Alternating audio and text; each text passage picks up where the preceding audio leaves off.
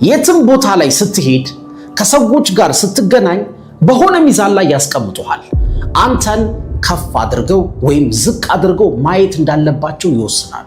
በዙሪያ ያሉ ሰዎች፣ በባልደረቦች፣ በማታውቃቸው መንገደኞች እጅህን በጨበጠ ወይም ደግሞ አዳራሽ ውስጥ አይን ለአይን በተገጣጠምከው ሰው ሁሉ እየተመዘንክ ነው።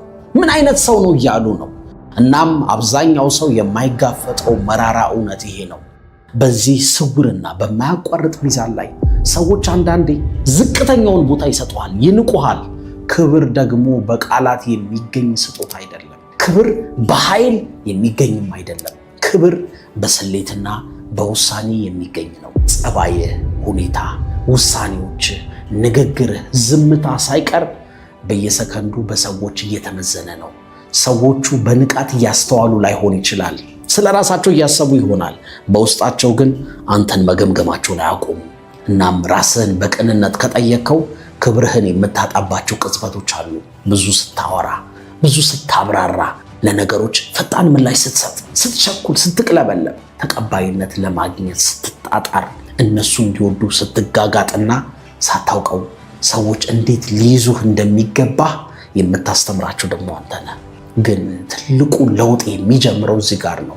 ይሄ ቪዲዮ ሌሎችን ስለመቆጣጠር አይደለም። ከዚያ እጅግ በላቀና አደገኛ በሆነ ነገር ላይ ነው የሚያተኩረው፣ ራስህን ወይም አንተን በመቆጣጠር። ምክንያቱም አንዴ ይህንን ጥበብ ከጨበጥክ ክብር በራሱ ጊዜ የሚመጣ ውጤት ይሆናል። ራሱን የሚቆጣጠር ሰው በዚህ ዓለም የፈለገውን ነገር በሙሉ ማሳካት ይችላል። የፍቅር ግንኙነት፣ ትዳርህ፣ ስራህና ቢዝነስህ ሁሉ ራስን መግዛት ስትጀምር እስከ መጨረሻው ይስተካከላል። በሚቀጥሉት ጥቂት ደቂቃዎች ውስጥ 8 ህጎችን እሰጥሃለሁ። ህግን ያልኩት ምክር አላልኩም፣ ዘዴዎች አላልኩም፣ ህጎች ናቸው። 8ቱን ወሳኝ ህጎች ስትሰማ ለካ ለዚህ ነው እንትና የተወኝ፣ እንትና የራቀኝ፣ የናቀኝ፣ በሰዎች ፊት ሞገስ የሌለኝ ለካ ለዚህ ነው ትላለህ። ዓላማው ሰዎችን እንድታስደስት ክብር እንድታገኝ ብቻ አይደለም፣ የስሜት ብስለት ወይም ኢሞሽናል ኢንተለጀንስ እንዲኖርህ ነው።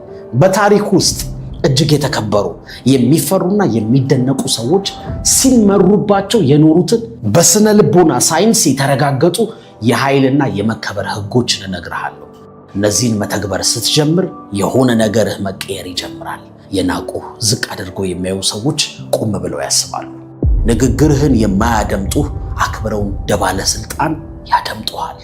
ሊፈታተኑህ ቻሌንጅ ሊያደርጉህ የሚፈልጉ ሰዎች ይቆጠባሉ። ምክንያቱም የቱ ጋር አንተን መግፋት እንዳለባቸው ግራ ይገባቸዋል። ከሁሉ በላይ ለራስህ የምትሰጠው የወረደ ክብር ለአንዴና ለመጨረሻ ጊዜ ይቀየራል። አንደኛ፣ ያሰብከውን በሙሉ አታውራ። የሰው ልጅ ስለሚያደርገው ነገር የማውራት ከፍተኛ ፍላጎት እንዲያውም ሱስ አለበት።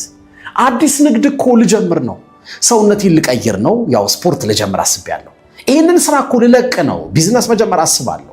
ጨዋታ መሃል ያሰብከውን ሁሉ ለሰዎች ትናገረዋለህ። በኢንተርኔት ላይ ትለጥፈዋለህ። ለጓደኞች፣ ለቤተሰብህ፣ ለሚሰማ ሁሉ ትናገራለህ። ስህተት ትሰራለህ፣ ዝርዝሩን ታብራራለህ። ስኬቱን በምናብህ የሳልከውን ሁሉ ትዘረግፈዋለህ። እዛው እያወራህ ጭብጨባ ወይም ትችት ትቀበላለህ። ይሄ ደግሞ ደስ የሚል ስሜት ይሰጥሃል አይደል? ትንሽ ቆይቶ ግን እንደተነፈሰ ፊኛ ትሆናለህ፣ ኩምሽሽ ትላለህ። ስራውን ለመጀመር ጉልበት አይኖርህም። ለምን? እስኪ አስበው። ከዚህ በፊት ስንት ጊዜ ነው ለሰዎች አውርተህ ምንም ነገር ሳታደርግ የቀረኸው? ቃል ገብተህ ይሄን አደርጋለሁ ብለህ ብዙ ነገር ወደኋላ ቀርተሃል አይደል? ምክንያቱን ልንገርህ። ይኸውልህ፣ ያሰብከውን ቢዝነስ ስራውን በአፍህ አማካኝነት ቀድመህ ትኖረዋለህ፣ ትናገረዋለህ።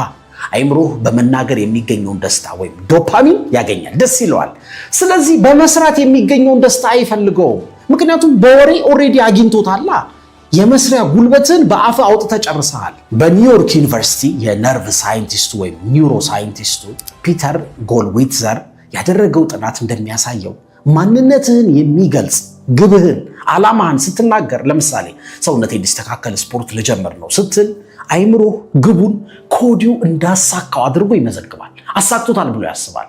ከዛ ከሰዎች የምታገኘው አድናቆት አይምሮህ ስራውን ሰርቶ ሲጨርስ ሊያገኝ የሚገባውን የዶፓሚን ሽልማት ቀድሞ ይሰጠዋል። በዚህ ምክንያት ግቡን የመምታት ፍላጎትህ በከፍተኛ ሁኔታ ይቀንሳል። ለምን? በወሬ አሳክቸዋለሁ ብሎ ስላመነ መስራቱን አይፈልግም። ስለዚህ ዝም በል። ህልሞችን በሚስጥራዊ ቁልፍ በተዘጋ ሳጥን አስቀምጥ። ለስራው ለቢዝነስ ከሚያግዙ ሰዎች ውጭ ለማንም አትናገር። የሰዎችን አድናቆት ወይም ማረጋገጫ አትፈልግ። ለራስህ ያዘው። በውስጥህ ታፍኖ ይቀመጥ፣ ይብላላ። ውስጣዊ ግፊቱ ይደግ፣ ይፍላ። ያንን ኃይል ለመልቀቅ ብቸኛው መንገድ በገሃዱ ዓለም ያሰብከውን በድርጊት መግለጥ ብቻ ነው። ጸጥ ብለህ መስራት፣ መገንባት። ውጤትህ በራሱ ሰዓት በታላቅ ድምፅ ጮሆ ይናገራል። ምንም ማስታወቂያ የለም፣ ምንም መረጃ የለም። ጸጥ። የሰውን ፍቃድ መጠየቅ የለም።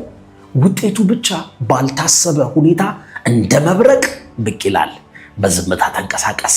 አንበሳ ለማደን ሲወጣ አዋጅ አያስነግርም፣ ትንፍሽ ሳይል ያድናል እንጂ። ውሻ ይጮሃል፣ ጀግና ግን ይተገብራል።